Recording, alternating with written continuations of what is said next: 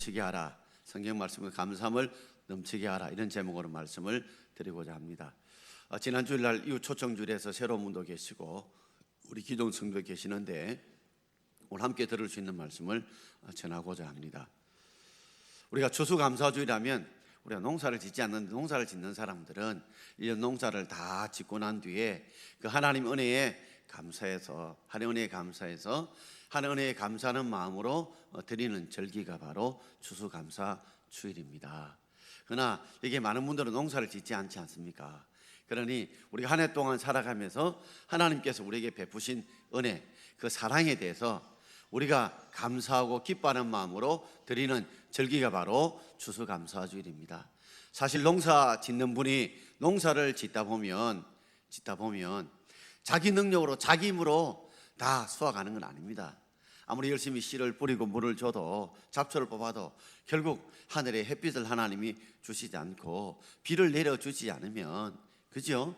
결국 농사가 잘 될 수 없는 것과 똑같기 때문에 우리가 하나님이 우리에게 베푸신 그 은혜들을 기억하고 감사하며 우리가 하나님의 추수감사 주일을 지키는 것입니다. 요한복음 15장에 보면 포도나무와 가지의 비유가 나옵니다. 포도나무와 가지의 비유. 포도나무는 바로 예수님이시고 가지는 우리를 말합니다. 그런데 어디에 열매가 맺히느냐? 포도나무 열매가 가지 끝에 열립니다. 그러니 우리가 가지라고 생각해보면 우리 끝에 열매가 맺히니까 우리가 잘나고 우리가 똑똑하고 우리가 열심히 있어서 이렇게 열매가 많이 맺힌구나 하고 자랑하고 뽐낼 수 있지만 사실 가지 끝에 열매가 맺히지만 그 열매가 맺히도록 모든 자양분들은 어디서 나왔느냐? 뿌리로부터 나온 것입니다. 뿌리로부터 영양을 공급해 주어서 결국에는 그 영양분이 가지 끝에 열매가 맺히는 것이죠. 그렇기 때문에 우리의 모든 나이 나됨이 바로 하나님의 은혜라는 것을 아는 게 이게 바로 우리가 감사의 마음이죠. 감사의 정신이고 감사의 믿음이 아니겠습니까? 오늘 골로새서 2장 6절과 7절 읽었는데 이 내용을 저는 한 4단계로 마치 우리가 추수하는 모습으로 연상해서 한번 설명해 보려고 합니다. 첫째는 우리가 씨를 뿌려야 되고 그 다음에 뿌리를 내려야 되겠고 그 다음에 줄기가 세워져야 되겠고 그리고 열매가 맺는 이 4가지 과정, 이걸 좀 더 쉽게 여러분들이 인식하기 위해서 마치 야구로 말하자면 1루, 2루, 3루 그리고 홈이 있죠. 여러분 1루, 2루, 3루 아무리 달려도 결국 홈에 들어오지 않으면 점수가 나지 않습니다. 결국에는 홈에 들어온다는 말은 농사꾼이 농사를 지어서 결국에는 추수하고 열매를 맺지 않는다면 의미가 없는 것과 다를 바 없다는 말이죠. 자, 오늘 골로새 2장 6절과 7절 말씀 가지고 이 4가지로 말씀을 드리고자 합니다. 자, 첫 번째 제목을 같이 한번 읽어보겠습니다. 예수를 주로 믿는 씨를 받는 삶. 예수를 주로 믿는 씨를 받는 삶이 뭘까? 골로새 2장 6절 말씀을 우리 함께 읽어보겠습니다. 그러므로 너희가 그리스도 예수를 주로 받았으니 그 안에서 행하되 그랬습니다. 자, 먼저 1루죠. 너희가 그리스도 예수를 주로 받았다. 이 말은 주로 믿었다는 말이죠. 마치 우리 이렇게 생각해 봅시다. 우리 마음밭에 씨가 떨어졌는데 어떤 씨냐? 그리스도를 예수를 주로 믿는 씨가 우리 마음밭에 떨어졌다. 우리는 영접하는 자, 그 이름을 믿는 자인 하나님의 자녀가 되는 권세를 주셨습니다. 자, 우리 마음속에 그리스도 예수를 주로 믿는 믿음의 씨를 하나님 우리에게 심어주셨기 때문에 우리 예수를 구주로 우리 인생의 주인으로 우리가 고백하고 선견하는 줄 믿습니다. 그리스도 예수 또는 어떤 데는 성경 보면 예수 그리스도, 어떤 데는 그리스도, 어떤 예수 이렇게 각각 서 있는데 그 다음에 그리스도와 예수 이름 뜻은 뭐냐? 그리스도라는 말은 바로 헬라어, 영어의 아버지죠. 헬라에서 그리스도라는 말은 기름 부음 받은 자고 히브리 이스라엘 말로는 이것은 메시아라는 의미입니다. 그러니까 메시아나 그리스도나 같은 뜻이죠. 기름 부음 받은 자라는 뜻인데 당시에 누가 기름 부음을 받냐면 왕, 제사장, 선지자들이 기름 부음 받습니다. 그러므로 그리스도라는 이름은 직분적인 명칭이에요. 직분적인. 예수님이 왕이 되시고 선지자가 되시고 제사장이 된다는 그런 의미로 그리스도라고 부릅니다. 예수라는 이름 뜻은 마태복음 1장 21절에 나오듯이 자기 백성을 그들의 죄에서 구원할 자, 이 이름 뜻이 바로 예수와 이름 뜻입니다. 그러니 자기 백성을 저희들에게 구원할 자인데, 예수님께서 자기 백성을 저희들이 구원하시기 위해서 어떻게 구원하셨습니까? 예수님께서 자기 백성들의 모든 죄를 대신 짊어지시고 예수님이 십자가에 살을 찢고 피 흘려 죽어주심으로 우리를 죄 가운데서 구원하여 하나님의 백성 되게 하시고 천국 백성 되게 하시고 우리에게 영생의 귀한 선물과 은혜를 주신 줄 믿습니다. 자, 그러므로 예수님께서는 우리의 모든 죄짐을 대신 지시고 대신 십자가에 죽으심으로 자기 백성을 그들에 대해서 구원하신 그분이 바로 예수님이죠. 그러니까 예수를 우리가 주로 믿는다는 말은 예수님이 우리의 죄를 대신 지시고 십자가에 죽으신 구세주로 믿는다라는 의미와 또한 예수님이 우리 인생의 걸음으로 주인이 되신다라는 의미가 바로 이 주라는 의미 속에 담겨져 있습니다. 자, 이것을 조금 더 우리가 믿었으면 이제 그 안에서 행해라 그랬습니다. 예수를 주로 믿었으면, 받아들였으면 이제 그 안에서 행해라. 예수 안에 행해라는데 예수 안에 행한다는 말씀이 무슨 말일까요? 좀 더 쉽게 말씀을 좀 드리고 싶은데요, 그러려면 실과 바늘과 실의 비유로 설명할 수 있습니다. 바늘이 예수님이라고 생각하고 실이 우리라고 생각해 보십시다. 사실 실은요, 실이 없으면 오늘 제가 이 옷을 입을 수가 없어요. 옷감 고든 조각조각들이 실로 끼매어져서 오늘 옷이 되었잖아요. 그러니 실은 정말 요긴하고 필요합니다. 이 실 때문에 옷감들이 형태를 갖추고 옷이 되어서 우리에게 필요하도록 추울 때, 더울 때, 모양을 낼 때 등등 필요한 옷감이 만들어지지요. 그런데 사실 실의 힘을 한번 보십시오. 실은 아주 얇은 종이조차도 뚫을 만한 힘이 없어요. 그러니 얇은 천도 뚫을 힘이 없죠. 그런데 어떻게 이 실이 우리 옷감을 깊게 서게 됐습니까? 바로 바늘 때문이죠. 근데 바늘과 실이 분리되면 아무 의미가 없습니다. 마치 오뚜기 안에 오뚜기가 이리저리 두드리 맞아도 제자리에 서는 이유는 오뚜기에는 셋주가 있는데 그 셋주가 오뚜기 바닥과 딱 붙어 있어요. 일심동체로 붙어 있어서 이 셋주가 붙은 힘으로 오뚜기가 두드리 맞아도 결국 제자리에 서는 것과 똑같습니다. 결국 이 실이라는 게 언제 능력을 발휘하느냐? 그 바늘 귀에, 바늘 코에 딱 껴 있을 때죠. 그러니까 바늘이 들어갈 때 뭐요? 실도 따라 들어가는 것이죠. 바늘이 들어가는 걸 따라 실이 따라 들어가므로 이 옷감을 뚫고 실이 들어가서 옷감을 끼워서 옷이 되지 않습니까? 그와 같은 거죠. 우리가 예수를 따라 살면, 예수를 따라 행하면 결국에는 예수의 능력을 통해서 우리가 옷감 속으로 내 힘으로 내 능력으로 할 수 없는 것들을 하게 되어지고, 그럴 때 옷감이 옷이 되는 그저 능력 있는 일을 행할 수 있는 것과 똑같다는 것입니다. 여러분, 그렇습니다. 우리는 실입니다. 우리 능력으로 뭔가를 해결해야 되는데 할 수 없습니다. 그렇다면 내게 능력 주시는 그 바늘 같은 그 예수 안에 딱 붙들려서 그분을 따라, 그 말씀을 따라 우리가 순종하여 따라가면 바로 그분께서 우리의 길을 열어주실 것이고 우리에게 힘을 주실 것이고 우리의 지혜를 주셔서 바로 우리에게 능력 있는 삶, 모든 것을 자족하고 이겨나갈 수 있는 삶을 우리에게 베풀어 주실 줄 믿습니다. 바로 그것이 예수를 주로 받은 자의 삶이 누구 안에요? 예수 안에 행하는 삶이 되어야 그것이 바로 온전한 삶이라는 것을 우리에게 가르쳐 주는 것이죠. 자, 그렇다면 이제 두 번째, 예수 안에 예수를 주로 실어 받았습니다. 자, 두 번째 제목을 함께 읽어보겠습니다. 예수 안에 뿌리를 박는 삶. 자, 7절 전반절을 함께 읽겠습니다. 그 안에 뿌리를 박으며, 이제 이루입니다. 예수를 실어 받은 일로를 한다면 그 안에, 그가 누굴까요? 예수 안에 뿌리 박는 삶, 교회 안에 뿌리 박는 삶이 우리에게 있어야 합니다. 왜 그럴까요? 왜 우리가 예수 안에, 교회 안에 뿌리를 박아야 될까요? 아무 씨가요, 아무 때나 떨어진다고 거기에서 열매를 맺는 법이 없습니다. 길가나 돌짝이나 가시밭에 떨어지면 그 자양분을 충분히 흡수할 수 없습니다. 그러니 열매를 맺기 위해 충분한 자양분이 공급되는 것은 좋은 밭, 옥토와 같은 밭, 기름진 밭이 필요해요. 그 밭이 어딜까요? 바로 예수 안에 밭입니다. 예수 안에, 교회 안에 들어와야, 우리가 거기에서 뿌리를 내려야 우리가 충분히 열매를 맺을 수 있는 그 자양분을 우리가 얻을 수 있다는 것이죠. 자, 시편 1편 1절부터 3절까지 우리 한번 읽어볼까요? 복 있는 사람은 악인들의 꾀를 따르지 아니하며 죄인들의 길에 서지 아니하며 오만한 자의 자리에 앉지 아니하고 오직 여호와의 율법을 즐거워하여 그의 율법을 주야로 묵상하는 자로다. 그는 시냇가에 심은 나무가 철을 따라 열매를 맺으며 그 잎사귀가 마르지 아니함 같으니 그가 하는 모든 일이 다 형통하리로다. 아멘. 이 성경 구절 잘 아시죠? 왜 제가 이 구절 읽었을까요? 여러분, 예수 안에 뿌리를 박는 삶은 바로 복 있는 자의 삶입니다. 그런데 어떤 사람들은 예수 안에, 교회 안에, 말씀 안에 뿌리를 박지 않고 엉뚱한 데 뿌리를 박고 살아가는 사람들이 많아요. 그것이 바로 악인들의 꾀를 그렇게 따르는 사람이에요. 악인들의 꾀라는 말은 악인들의 생각, 악인들의 방법, 그걸 따라 살아가는 사람들입니다. 악인들은 어쨌든 수단과 방법을 가리지 않고 자기에게만 이익이 된다면, 자기에게만 도움이 된다면 남을 어떻든지 간에, 괴롭히든지 간에, 망하든지 간에 그들은 수단 방법을 가지지 않고 꾀를 부립니다.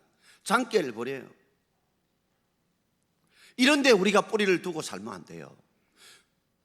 죄인의 길에 서지 않아야 합니다. 여러분, 이전에는 군에서는 줄 좀 잘 서야 된다는데 우리가 서야 될 줄을 서야 하는데 죄인들의 길에 서면 안 돼요. 죄인들을 본받으면 안 돼요. 죄인들을 따라가면 안 된단 말이죠. 누군가 알고 따라가야 돼요. 죄인들 길을 따라가면 안 된다는 말이죠. 죄인들도 역시 마찬가지입니다. 어쨌든 자기에게 도움이 된다면 수단 방법을 가리지 않아요. 그런 사람 줄 서고 그런 사람 따라가면 안 됩니다. 그런 말과 행동을 본받으면 거기서 그 안에 뿌리 박으면 우리가 복 있는 자의 삶을 누릴 수가 없어요. 오만한 자의 자리에도 앉지 말아야 합니다. 오만하다는 게 뭐예요? 교만하다는 말이죠. 내가 잘났다, 내가 똑똑하다, 내가 대단하다, 내가 했다. 이게 교만, 오만 아닙니까? 세상 사람들 보십시오. 내가 했다. 그러나 우리가 예수 그리스도를 주로 믿는 사람은 내가 한 것이 아니라 하나님이 나와 함께 하셨다. 하나님이 나와 함께 하셨다. 그렇기 때문에 하나님의 은혜다. 이 고백이 다르죠. 이런 데에 뿌리를 박는 삶은요, 우리가 열매를 맺을 수가 없어요. 참 감사와 기쁨의 열매를 맺을 수가 없다는 말이죠. 그럼 어디다 뿌리를 내려야 될까요? 율법을 즐거워하며 그 율법을 주야로 묵상하는데 우리가 뿌리를 내려야 됩니다. 즉 하나님 말씀을 우리가 즐거워하고 그 하나님 말씀을 주야로 밤낮으로 묵상해야 합니다. 이 묵상한다는 말은 꼭꼭 씹는다는 말이죠. 여러분, 우리가 쌀밥을 먹으면, 그냥 먹으면 단맛을 몰라요. 그러나 꼭꼭 씹어 먹으면 그 속에 단맛을 느끼게 되죠. 그와 같습니다. 이 하나님 말씀을 그저 생각 없이 듣지 말고 하나님 말씀, 내게 주시는 말씀으로 내가 믿고 그 말씀이 내게 어떤 의미가 있는 걸 깊이 생각하는 거, 그게 바로 묵상하는 겁니다. 자, 거기에 우리는 어디에다가 뿌리를 둬야 될까요? 바로 말씀을 즐거워하고 율법 주야로 묵상하는 거기에 뿌리를 두고, 거기에 뿌리를 두게 되면 시냇가에 심은 나무, 이 시냇가에 심은 나무가 복 있는 자의 삶이죠. 여러분, 우리도 나무를 이래 보십시오. 물가에 있는 데하고 없는 데하고 보면 벌써 다릅니다. 물가 곁에는 보면 성경 10편 1편 3절에 나온 것처럼 철을 따라 멀려 열매를 맺고 잎사귀가 마르지 않 같으니 모든 일이 형통한다고 그랬어요. 이게 바로 복 있는 삶인데, 이 복 있는 삶이 시냇가에 심은 나무예요. 뿌리를 시냇가에 두니까 그 시냇물의 영양분을 빨아들이니까 철을 따라 열매도 맺고 그 잎사귀, 그죠? 그냥 우리 얼굴 표정이나 삶의 모든 표정이 즐거워지죠. 그래서 모든 하는 일에 형통한다. 이게 뭐예요? 바로 하나님이 함께하는 거죠. 여러분, 이제 예수를 그리스도로 주로 믿었다면 그 안에서 우리가 행해야 되는데, 그러기 위해서는 예수 안에, 교회 안에, 말씀 안에 여러분 뿌리를 내려야 될 줄 믿습니다. 그것이 바로 시냇가에 심은 나무고 그것이 바로 복인들의 삶이에요. 제발 악인들의 꾀에, 죄인들의 길에, 오만한 자의 자리에 거기에 뿌리를 내리면 안 됩니다. 여러분, 거기에는 아무런 영양분이 없어요. 자, 세 번째입니다. 제목을 같이 읽어봅시다. 세움의 줄기로 믿음에 굳게 서는 삶입니다. 자, 우리 7절을 한번 읽어보겠습니다. 그 안에 뿌리를 박으며 세움을 받아 교훈을 받은 대로 믿음에 굳게 서서, 이제 3루입니다. 그리스도 예수를 주로 믿은 사람은 그 안에 행하되 예수 안에 뿌리, 교회 안에 뿌리, 말씀 안에 뿌리를 받고 이제 뭐가요? 열매를 맺으려면 이제 줄기가 서야 돼요. 줄기의 역할이 바로 세우는 역할입니다. 세우는 역할이에요. 근데 이 세우는 줄기 역할이 두 가지 역할이 있습니다. 줄기가 이렇게 세워지는데 그냥 세워진 게 아니에요. 이 줄기는 어떤 역할을 하냐? 뿌리로부터 진액을 공급하는, 영양분을 공급하는 역할이 바로 줄기의 역할입니다. 그래서 뭐래요? 교훈을 받아들이는 역할이죠. 그리고 또 한 가지 역할은, 이 줄기는요, 줄기가 튼튼해야 가지 끝에 이제 열매들이 하나, 둘, 여러 개 달려도 비바람이 불러도 뭐요? 이 줄기가 굳건하게 서져야 이게 있는 가지가 끝에 이제 열매들이 떨어지지 않고 버틸 수 있는 힘을 바로 줄기에 있죠. 자, 그렇습니다. 우리가 예수를 그리스도로 믿었다면 그 안에 행하되 우리가 예수 안에 교 안에 말씀의 뿌리를 받고 이제 시험을 입는데 어떤 시험을 입어야 되냐? 먼저 뿌리로부터 진액을 흡수해야 됩니다. 이 교훈을 받아야 돼요. 교훈을 받아들여야 된다는 말이죠. 여러분, 여기에 물이 있다 할지라도, 빨대를 꼽아놨다 할지라도 가만히 있다고 물이 이 안에 들어옵니까? 빨아들여야 되죠. 교훈을 받아들여야 됩니다. 여러분, 여기에 말씀을 들어도 멍하게 있다가 이게 무슨 말인가 모르고 빨대를 빨아들이지 않으면, 사모하지 않으면, 갈급하지 않으면 결국에는 말씀을 들어도 이 말씀이 내 속에 들어가지 않는다는 말이에요. 이 교훈이라는 말은 예수의 가르침을 말해요. 예수의 가르침을 받아야 됩니다. 빨아들여야 돼요. 그것이 우리의 삶의 열매를 맺게 하는 자양분이 되고 복 있는 자의 삶을 살아가는 자양분의 열매가 될 줄 믿습니다. 그 다음에요, 그걸 받아들여요. 계속 받아들이면 어떻게 해요? 이제 그 안에서 뭐가 서야 돼요? 믿음에 굳게 서야 합니다. 믿음에 굳게 서야 돼요. 우리가 이 말씀을 믿음으로 받아야 되는데 흔드는 게 있어요. 세상의 비바람들이 흔듭니다. 막 흔들어요. 그래서 흔들리지 않고 피는 꽃이 있느냐, 흔들리지 않고 열매 있는 꽃이 있느냐, 나무가 있느냐? 없다는 거예요. 그러니 우리의 믿음을 흔듭니다. 예수님만이 구원자가 되신다, 예수님의 생사배의 주관자가 되신다, 예수님 합력하여 설루신다, 이 말씀을 세상들이 계속 흔들어요. 그런데 여러분 어떻게 해요? 이 말씀의 교훈을 받은 대로 믿음으로 굳게 서야 될 줄 믿습니다. 그렇게 꺾이면 안 돼요. 여러분, 줄기가 만약에 탁 꺾여 봐요. 그때부터 자양분이 올라오지 않아요. 줄기가 탁 꺾여 봐요. 열매가 맺으면 땅에 닿으면 썩어버려요. 여러분, 굳게 서야 된다는 말이죠. 그러므로 교훈을 쫙쫙 빨아들이시고 사모하여 쫙쫙 빨아들이시고 그것을 믿음으로 굳게 지켜나갈 수 있길 바랍니다. 자, 이 과정이 계속되어져야 되는 거죠. 계속 반복되어져야 됩니다.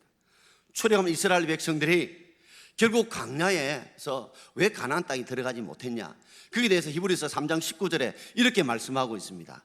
자, 히브리 3장 19절 읽겠습니다. 이로보건대 그들이 믿지 아니함으로 능히 들어가지 못한 것이라. 어디에 들어가지 못했어요? 애굽에서 나왔던 그들이 왜 적과 꿀이은 가나안 땅에 능히 들어갈 수 있는데도 들어가지 못했을까요? 믿지 못했기 때문에. 이 말을 뒤집어 놓고 생각해 보십시다.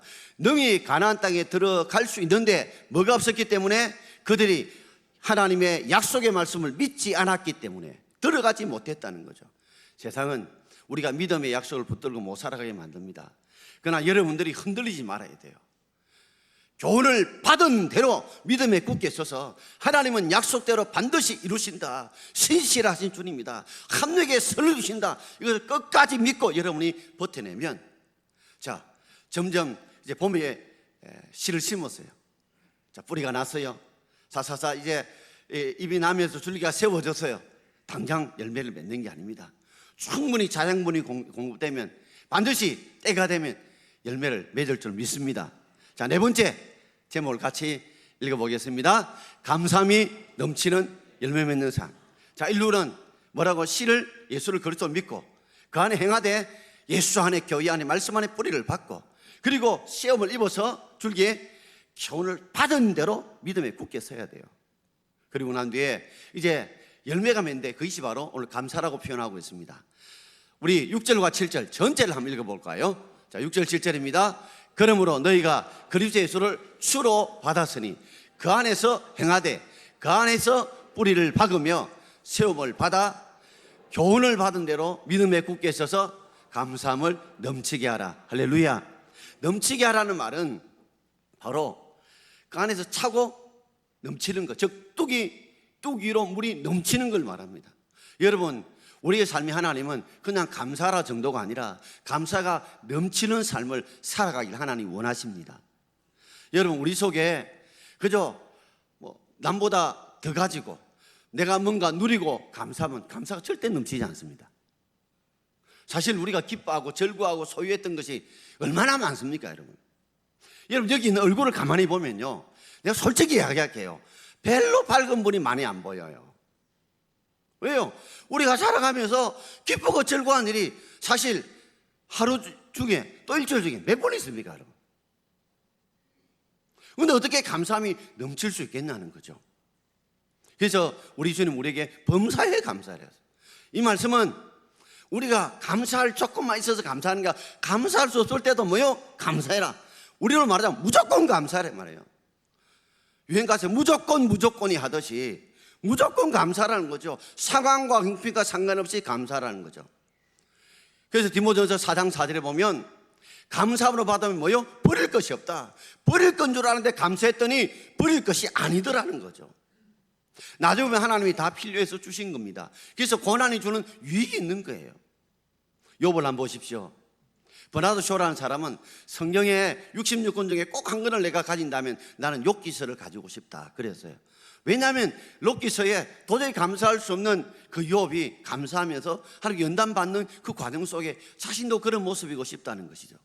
욥을 보세요. 마귀가 시험하여 1명, 2명 죽은 것이 10명 자녀가 다 죽었어요. 동방의 제일 부자였던 그 한순간에 알거지 되었어요. 그런데 그 고백을 보십시오. 범사에 감사란 대로 주신 자도 여호와시고 취하신 자도 여호와시다. 우리 주실 때는 여호와라고 딱 찬양하지만 취하신다면 막 이라거든요. 근데 범사에 감사, 주셔도 빼앗아 가셔도 여호와시다. 아내가 하나님 욕하고 죽어라, 악창 걸린 남편을 욕하고 죽으라 했을 때 뭘 했어요? 너가 어리석은 여자야, 주님께 복만 받으려고 하느냐, 화도 받지 않겠느냐. 여러분, 우리 복만 받으려고 하니까 그래요. 그러나 화도 하나님이 필요해서 우리에게 주신 줄 믿습니다. 나중에는 그렇게 범사에 감사하던 욥에게 나중에는 욥의 말년에 하나님이 2배의 복을 주시지 않았어요. 신랑 3년을 다시금 회복시켜 주시지 않았느냐 말이에요. 여러분, 곰곰이 한번 생각해 보십시오. 우리 속에 왜 감사가 넘치지 못하는가? 그 이유가 어디에 있다고 생각이 드십니까? 바로 우리가 믿음에 굳게 서지 못하기 때문이 아닐까요? 저는 저 사람 믿음이 있느냐 없느냐, 우리 사실 사람을 판단할 수 없습니다. 어떤 사람은 몇 대를 믿었느냐, 믿은 횟수가 얼마냐, 어떤 직분이냐, 이것으로 믿음을 측량한다는데 여러분, 그거 옳지 않습니다. 맞을 수 있지만 틀릴 수가 더 많아요. 목사보다 믿음 좋은 성도들 많이 있습니다, 여러분. 저는 정말 그 사람 믿음은 감사와 정비례한다고 말해도 틀리지 않을 줄 압니다. 그 사람이 얼마만큼 감사하나 그 사람의 믿음을 바로미터로 정한다고 틀리지 않을 거예요. 근데 감사라는 게 요상합니다. 감사하면 더 감사할 일이 많이 생겨요. 그죠? 감사하면 감사할 일이 많이 생겨요. 또 불평도 비슷합니다. 불평하면 불평할수록 불평이 더 많이 생겨요. 왜 내 삶이 이렇게 믿음에 굳게 섰는데도 불구하고 감사가 안 맺힐까? 여러분, 그 말은 바꿔 말하는 믿음에 굳게 안 서기 때문에 감사가 넘치지 않는 거예요. 어떤 믿음요? 범사에 감사할 수 있는 그런 마음과 믿음이 있어야 돼요. 말씀의 진행을 받아들여서 믿음에 굳게 서야 되는데 자꾸만 시험에 들어서 믿음에 굳게 서지 못하니까 내 속에 감사의 열매가 맺히지 않는 것 아닐까요? 로빈슨 크루소 그 책에 보면 로빈슨 크루소가 이제 배가 난파되어서 이제 홀로 살아남았지 않습니까? 그때 그 책의 내용을 보면 종이를 하나 내놓고 양쪽을 이렇게 갈라서 왼쪽에는 나쁜 점, 오른쪽에는 좋은 점을 써봤대요. 봤더니 배가 난파되어서 내가 혼자 이렇게 남아있는 거, 이게 나쁜 점입니다. 또 좋은 점이 뭐냐면 그럼에도 불구하고 내가 익사되지 않고 내가 굶어 죽지 않고 살아있다는 게 좋은 점이더라. 또 나쁜 점은 보니까 입을 옷이 별로 없어요. 그게 나쁜 점인데 또 좋은 점은 그래도 그렇게 춥지 않는 그런 무인도에 내가 이렇게 이거 옮게 된 것이 감사하다라는 거죠.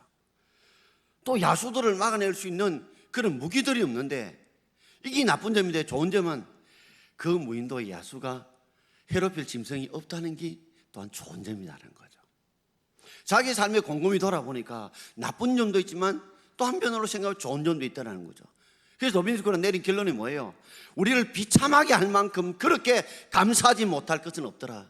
인생을 살아가면서 우리가 비참하고 힘들고 어렵지만 그래도 감사할 것들이 있더라는 말이에요. 우리는요, 한번 물어봅시다, 여러분. 여기에 눈도 안 보이고 귀도 안 들리고 입도 안 움직이고 그리고 손발도 안 움직이고 내장도 다 지금 작동 안 하는 분 계시면 손 한번 들어봐요. 아무도 없잖아요. 어떤 눈이 좀 안 보이고 귀가 좀 안 들리고 또 이빨이 좀 없고 내장이 좀 안 좋을 뿐이지 건강한 것이 훨씬 더 많잖아요. 우리는 없는 것 때문에 불평하는데 남아있는 것 때문에 감사 못 하거든요. 빼앗긴 데 불평하지만 지금 남겨진 것에 감사하지 못하거든요. 여러분, 빛이 있으면 어둠이 있잖아요. 왜 어둠만 보세요? 왜 빛은 보지 않느냐는 것입니다. 우리의 삶을 돌아보면 아무리 비참한 환경과 역경이 오더라도 감사할 수 없는 여건은 없습니다, 여러분. 그런데 우리는 없는 것 때문에, 빼앗긴 것 때문에 늘 크게 마음과 생각이 매달려서 그것 때문에 불행해진단 말이에요. 그것이 불평하니까 불행해지는 거예요. 그래서요, 행복은 감사의 문을 통해 들어오고요, 행복은 불평의 문을 통해 나갑니다. 따라서 행복은 감사의 문을 통해 들어오고 불평의 문을 통해 나간다. 실컷 감사하네 딱 불평이 나면요, 밑 빠진 독처럼 불평이 해가 행복이 나간단 말이에요. 우리가 우리 삶의 긍정적인 걸 보고 자꾸만 감사하다 보면 행복이 들어와 쌓여요. 그런데 자꾸만 불평하다 보면 밑 빠진 독이 물 붓는 것처럼 붓긴 붓는데 다 빠져나가는 거예요. 그래서 우리 주님이 범사에 감사를 했답니다. 내가 이해할 수 없을지라도 받아줄 수 있는 환경이라도 따라서 무조건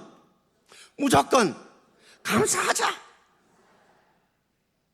이게 우리의 삶에 이 복이 되는 겁니다, 여러분. 나중에 돌아보면 하나님이 고난을 주신 뜻과 우리 아픔을 주신 뜻을 다 알게 되어지고 깨닫게 되어진다는 말이죠. 저는 끝으로 이 이야기를 드리고 마치고자 합니다. 미국의 자동차였던 헨리 포드가 자동차를 만들고 떼돈을 벌었어요. 그러자 수많은 곳에서 도와달라는 편지들이 막 답신한 겁니다. 우리도 보면 뭐 로또 되거나 복권 당첨 때문에 뭐 어떻게 알았는지 친척이나 뭐 누가 조금만 있으면 막 도와달라고 뭐 전화 연락 온다 하지 않습니까? 시골 벽지학교의 한 여선생님이 참 피아노가 필요했는데 이제 그 헨리 포드를 향해서 편지를 보냈어요. 우리 시골 벽지학교에 피아노가 필요한데 피아노 살 돈이 $1,000입니다. 우리 같으면 한 110만 원 정도 되니까 좀 보내주십시오 한 거예요. 헨리 포드가 곰곰이 생각해 뭐 그런 편지가 한두 개입니까? 그러니까 이 사람 저 사람 오니까 뭐 또 돈 보낼라 싶어가지고 꼴랑 10센트 보낸 거예요. 우리 같으면 $1에 10분의 1인 10센트를 보낸 거예요. 그러면 한 110원, 120원 보낸 겁니다. 아니, 부자가 해도 너무하지. 한 $10나 $100 좀 보내지. 그런데도 이 여선생님이 이 편지를 받고 처음에는 막 분개심도 생기고 원망도 생기다가 그러면 이 $10라도 어떻게 가치 있는 일 해보자 생각을 하다가 뭘 했냐면 그 중에 가장 종자 중에 싼 게 땅콩 종자라요. 그래서 땅콩 종자를 10센트 살 것도 없지만 부탁을 해서 좀 넉넉하게 받았어요. 그리고 애들과 함께 밭을 갈아가지고 이게 땅콩을 심었어요. 때가 되어서 땅콩이 열렸습니다. 그 열린 땅콩에다가 편지를 보냈어요. 헨리 포드 씨, 당신이 보낸 10센트를 가지고 우리 학생들이 종자를 찾아 땅콩을 심어서 열매를 거두었는데 그 일부를 기쁜 마음으로 드립니다. 그리고 뭐 피아노를 위해서 뭐 기증해달라 그런 말도 없었어요. 그 10센트지만 그래도 감사의 편지를 보냈어요. 그랬더니 그 편지를 읽었던 헨리 포드가 충격을 받은 거예요. 정말 이 사람이 지극히 작은 일에 감사했구나. 지극히 작은 일에 감사했구나 싶어서 큰 게 감사할 정도로 얼마 보냈는지 $10,000를 보내준 거예요. 별로 $10,000 돈 같지 않는가 봐. 우리 같으면 1,100만 원, 200만 원 큰 돈을 보내준 거예요. 여러분, 지극히 작은 것에 충성하는 사람에게 큰 것에 충성할 수 있도록 하나님 기회를 주십니다. 이 말을 바꿔 말하자면 지극히 작은 것에 감사할 때 큰일에 감사할 수 있도록 은혜와 복을 주실 줄 믿습니다. 하나님, 우리에게 감사의 열매가 넘치지 못한 이유가 뭘까요? 지극히 작은 일에 감사 안 하는 거예요. 오늘 대학병원에 가보십시오. 오늘 여러분 제 보이시죠? 제 보이시죠? 제 말 귀에 들리시죠? 그렇죠? 그리고 오늘 여러분 치아들이 있으시죠? 밥을 씹어 먹을 수 있으시죠? 음식을 삼킬 수 있으시죠? 소화할 수 있으시죠? 손과 발 움직이시죠? 감사할 게 얼마나 많아요. 왜 그런 거는 감사 안 해요? 오늘 대학병원은 금식 때부터 가지고 좀 죽이라도 먹었으면 좋은 사람이 얼마나 많은데, 오늘 예배 마치고 나면 여러분 밥 드릴 건데 밥 준다고 못 먹는 분들이 많단 말이에요. 볼 수 있고 들을 수 있고 움직일 수 있고 무엇보다 예수를 구주로 믿을 수 있는 거, 이거 생각하면 하나하나 쪼가리되면 얼마나 감사할 일이 많아요. 여러분, 지극히 작은 일에 감사하면 감사할 날이 넘칩니다. 넘칩니다. 왜 남과 비교하느냐 말이에요. 비교하려면 내보다 못한 분과 비교해요. 말씀을 마치고자 합니다. 오늘 우리 4가지 묵상했습니다. 우리 감사가 넘치는 열매를 맺으려면 먼저 예수를 구주로 믿는 씨를 우리가 받았습니다. 예수를 구주로 믿고 그 안에서 예수 바늘길을 짜차서 그냥 따라 살아야 돼요. 그럼 어떻게 사는 거냐? 예수 안에, 교회 안에 말씀 안에 뿌리를 박아, 그 영양분을, 그 뿌리를 박아야 돼요. 그리고 시험을 입어야 돼요. 그래서 그 진액을 교훈을 받은 대로 빨아들여야 돼요. 사모해야 돼요. 갈급해야 돼요. 그리고 그 말씀을 믿음으로 굳게 붙들고 서야 돼요. 그 과정이 계속해서 반복되고 반복되어지면 때가 되면, 철이 되면 반드시 하나님께서 우리 삶에 감사가 넘치는 열매를 주실 줄 믿습니다. 여러분, 어떤 분들은 그래요. 목사님, 돈만 있으면 행복할, 건강하면 행복할까요? 한번 물어봅시다. 그럼 돈이 없어서 행복 못하고 건강 안에서 행복하지 못하다고요? 그러면 돈 있는 사람 늘 감사합니까? 건강한 사람 늘 건강합니까? 아플 때는요, 이것만 나오면 감사하다. 낫고 나면 그 하루나 이틀도 안 가요. 그 다음에 또 없는 것도 또 불평해요. 근본적인 문제는 우리 마음에 있는 거예요. 소유에 있는 게 아닌 줄 알고. 오늘 여러분 삶 속에 감사가 넘치기를 주의 이름으로 축원드립니다. 기도하겠습니다.